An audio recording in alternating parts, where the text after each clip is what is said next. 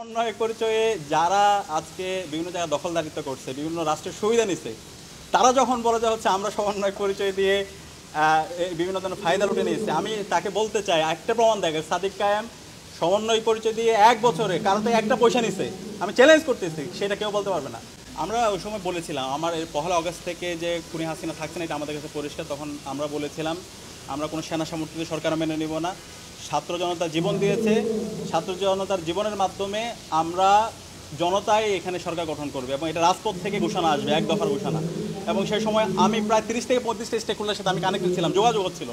এবং ওই সময় ওই দিন রাতে যখন 6 সমন্বয়ক আসার পরে মাহফুজ আলমের সাথে আমার রাতে দীর্ঘ সময় জুড়ে আমরা আলাপ করছিলাম সরকারের ফরমেশন কী হবে। তখন আমরা জাতীয় সরকারের প্রস্তাবনা দিয়েছিলাম এবং 1 দফা কর্মসূচিটা যে শহীদ মিনারে হবে, পাশাপাশি অসহযোগ আন্দোলন, এই সামগ্রিক প্রস্তাবনাগুলো কী হবে, এইগুলো আমরা তখন সবার সাথে আলাপ করেছিলাম এবং এই সব কিছু পারস্পরিক কোলাবোরেশনের মাধ্যমে হয়েছে। তো এই আলাপগুলো আমরা আমাদের যত জায়গায় গিয়েছি আমরা সব জায়গায় বলেছি, কিন্তু এখন যেই বয়ানগুলো নিয়ে আসা হচ্ছে এই বয়ানগুলো সত্যিকার অর্থে এটা সবাইকে কষ্ট দিচ্ছে, এর মাধ্যমে একটা বিভাজন তৈরি করছে, সম্পূর্ণ একটা ভিত্তিহীন আলাপ। এবং 19শে জুলাইয়ের পর থেকে 1 আগস্ট পর্যন্ত যখন এই 6 সমন্বয়কদের অনুপস্থিতিতে যখন ইন্টারনেট ব্ল্যাক আউট ছিল, কারফিউ ছিল, এই সময় প্রত্যেকটা দিনে হাজারো হিস্ট্রি আছে। আমরা ওই সময়ে অনেকগুলো স্টেকহোল্ডারের সাথে প্রতিনিয়ত আমরা যোগাযোগ করেছি। তো এখন এই ক্ষেত্রে অনেকে আমাদেরকে পরামর্শ দিয়েছে, অনেকে সহযোগিতা দিয়েছে এবং আমরা যখন সিদ্ধান্ত নিতাম কারো দ্বারা পরিচিত হইতাম না, আমরা সবার সাথে আলাপ করে সিদ্ধান্ত নিয়ে এরপর হচ্ছে আমরা সামগ্রিকতা বিবেচনা করে আমরা এটা নিয়েছি। তো এখানে যে আলাপগুলো এখন আনা হচ্ছে যে হচ্ছে ক্যান্টনমেন্ট থেকে হচ্ছে 1 দফা, এইগুলো সম্পূর্ণ ভিত্তিহীন আলাপ এবং এটা পুরো জাতিকে অনেক বেশি হচ্ছে মানে এর মাধ্যমে হচ্ছে বিভাজিত করছে। অভ্যুত্থানের 1 বছর পরে এসে যিনি আন্দোলনের সামনের সারি থেকে প্রকাশক ছিলেন নাহিদ ইসলাম,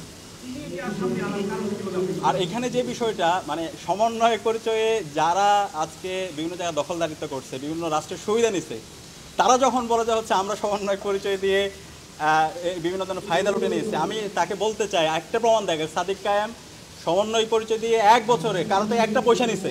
আমি চ্যালেঞ্জ করতেছি, সেটা কেউ বলতে পারবে না। আমরা বলে যে হচ্ছে এই জুলাই আন্দোলনে আমাদের শহীদরা আমাদেরকে রাখতে দেখিয়েছে, তারা জীবন দিয়েছে, তাদের জীবনের মাধ্যমে আজকে আমরা আজাদি পেয়েছি। সুতরাং এই শহীদদের রেখে যাওয়া অসমাপ্ত কাজ, সেটা আঞ্জাম দেওয়া হচ্ছে আমাদের দায়িত্ব। সুতরাং এইটাকে কাজে লাগিয়ে জুলাইকে নিয়ে হচ্ছে এটাকে পকেটবন্দি করা, এটা নিয়ে রাজনীতি করা, এটা নিয়ে হচ্ছে নিজেদের কোরামবাজি করা, এটা নিয়ে হচ্ছে চাঁদাবাজি করা, যারা করতেছে এটা তারা খুব খারাপ কাজ করতেছে। কিন্তু আমরা এই সমস্ত জায়গায় নাই, আমরা এই শহীদদের যে আকাঙ্ক্ষা, শহীদদের যে স্পিড, সে আলোকে আমাদের এই নতুন বাংলাদেশটাকে বিনির্মাণ করতে চাই। 1 বছর পরে এটির সামনে আনার কারণ কি মনে করেন? আমরা আশা করব তারা আরও দায়িত্বশীল আচরণ করবে, কারণ এই জুলাইয়ের সবার অবশ্যই এখানে সম্মুখ সারি যোদ্ধা নাহিদ আমার বন্ধু এবং তাদের অনেক স্যাক্রিফাইস আছে। এবং আমি আমার যত কথায় আমি সবসময় মাহফুজ, নাহিদ, আসিফ এবং সেকেন্ড লেয়ারে যখন তারা ছিল রিফাত রশিদ, মাইন সরকার, আব্দুল কাদের, হান্নান মাসুদ, সব জায়গায় আমি তাদের কথা বলি, আমি তাদেরকে রিকগনিশন দিই। অবশ্যই তাদের যে বলিষ্ঠ কণ্ঠস্বর ছিল সেই জায়গায় আমার তাদেরকে রিকগনিশন দিতে আমার কোনো ন্যূনতম হীনমন্যতা নাই। কিন্তু তাদের যত কথা শুনবেন তাদের ওই বক্তব্যের মতো কখনো আমাদের নাম থাকে না, অথবা আমরা কিছুই নাই। আর এগুলো তো এমনি ঘটে নাই। আর আমি এগুলো বলতে চাই না যে আমরা হাজির করতে চাই না আমরা কী কী করছি। আমরা বলতে চাই এখানে আমাদের শহীদরা আমাদেরকে রাস্তা দেখাইছে, আমাদের শহীদরা আমাদের প্রেরণার বাতিঘর। আমরা যখন হতাশ হয়ে পড়ছি, শহীদরা তাদের জীবন উৎসর্গ করে তখন পুরো জাতিকে নতুনভাবে জাগ্রত করেছে। তো এই আবার যে হচ্ছে না, তা যখন বলে যে হচ্ছে না আমরা এটা করছি ওইটা করছি, ঠিক আছে, আর বাকি সবাইরা যখন এইভাবে হচ্ছে ডিনাই করে দেওয়া হয় এবং বিভিন্ন ধরনের মিথ্যা প্রপাগান্ডা, বিভিন্ন ধরনের ব্লেম করা হয়, তখন এটা খুবই অপ্রত্যাশিত। এটাতে আমরা খুব ব্যথিত হচ্ছি।